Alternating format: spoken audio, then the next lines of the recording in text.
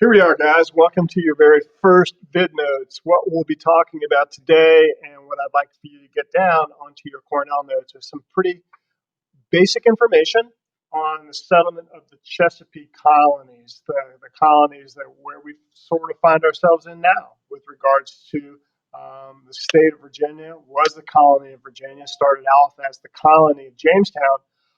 We need to find out why we were here, who these people were, what their motivations were. And I think you'll be somewhat surprised that they weren't really a whole lot unlike ourselves. And that's going to be my goal, is to give you a sense of what their motivations were, some of the challenges they encountered, hacking out some sort of existence out of a fairly hostile environment.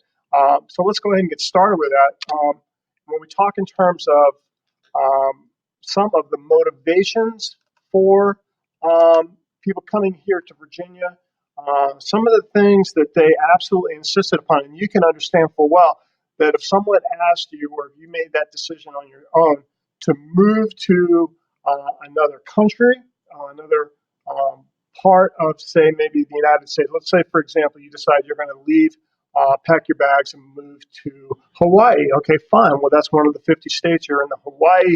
You would not expect to relinquish any of your rights. You would still experience, or expect rather, to have freedom of religion, the ability to speak your mind, freedom of the press, freedom of speech, all of these fundamental rights you wouldn't be expecting to do away with just because you're moving to Hawaii. Well, the same sort of situation is facing these men and women as they board, or these men rather, as they board these ships on their way to Virginia, is that they make it very, very clear that just because they're moving thousands of miles away, they're not relinquishing their rights, and they want to make sure that the king understands that. And so in their charter, they make that a very real expectation, that we are not, just because we're getting on this ship and risking our lives and moving far away from home, we're not giving up our fundamental rights. This is critical because this is something that they carry with them, that they'll pass on to their children.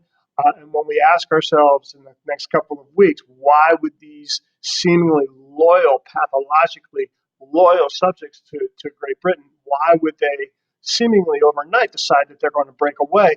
Well, it all starts here.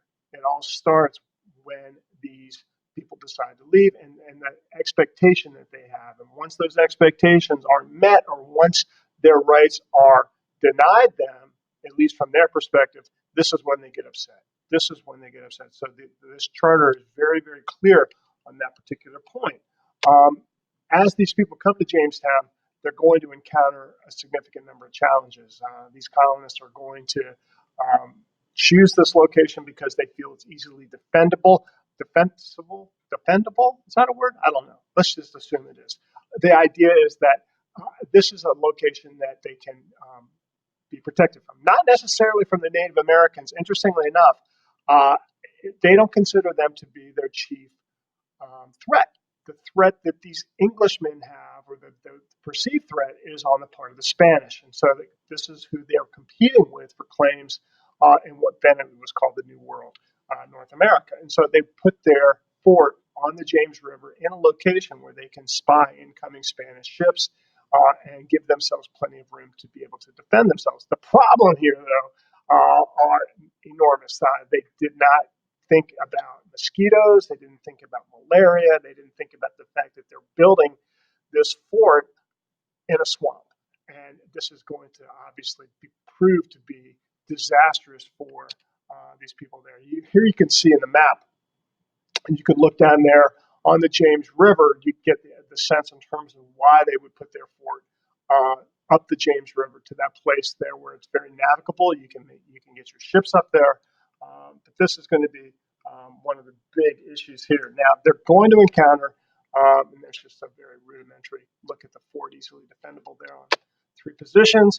The nightmare which is going to occur in Jamestown is going to be very real, and it's going to be devastating.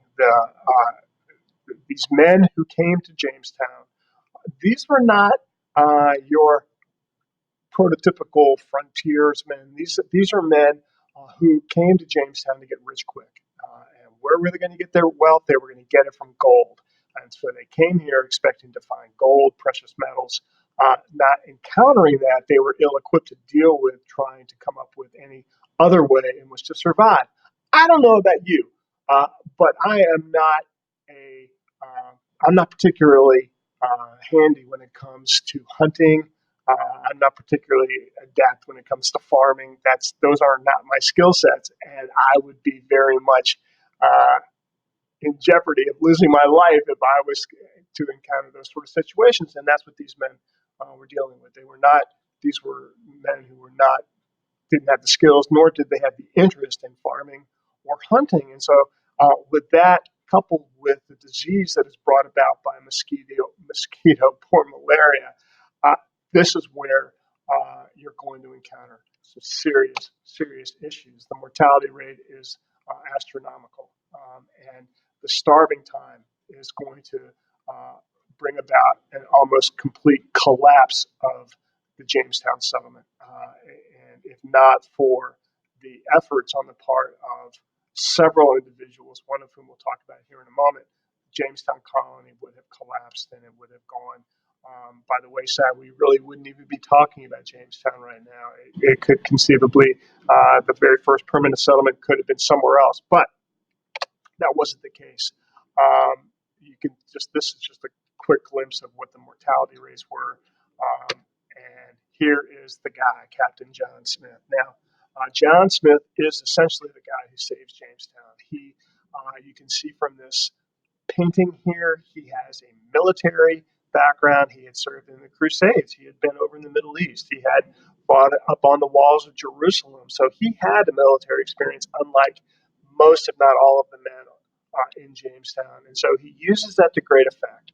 Does that mean he's a beloved figure? Absolutely not. As a matter of fact, many of these guys really attempted to murder John Smith because of his very harsh treatment of them, but he does get things in order. Um, Now, Pocahontas, yeah, myth versus reality. We can skip over that. And really, what I want to talk about is the pivotal year. And the pivotal year is 1619. 1619, and we'll go back here to John Rolfe. John Rolfe, it's a handsome looking man. John Rolfe is going to play a very pivotal role, not just in the fate of Jamestown, but I would argue in the future of the United States, because John Rolfe is going to be the very first Englishman to bring tobacco into the American colonies. And with tobacco comes a host of issues, not the least of which are health issues, but certainly from a labor supply. Who is going to cultivate these tobacco plantations? At first, it's going to be indentured servants, but ultimately, we know then it will turn to African slaves, and slavery will arrive on the shores of Jamestown in 1619. As I mentioned earlier, indentured servants were the very first of the labor supplies coming into the colonies. Why? Makes sense. If you are a British planter from York, Virginia, or York, England, well, you want to have people who look like you, who talk like you, who act like you. That's just human nature. And so they're going to want to bring over Englishmen to work on these farms. They're not necessarily interested in African slaves. African slaves, they're expensive. They don't have the same customs. They don't have the same cultures. They don't have the same religion. They don't have the same language, and they certainly don't look like these Englishmen. So these Englishmen are not at all enamored of these African slaves. It's going to take a very, very big year. So 1619, pivotal year. I'm digressing here and going back, but the House of Burgesses is going to be a critical component here. The very first representative elected government in the New World is going to take root here, and the introduction of slavery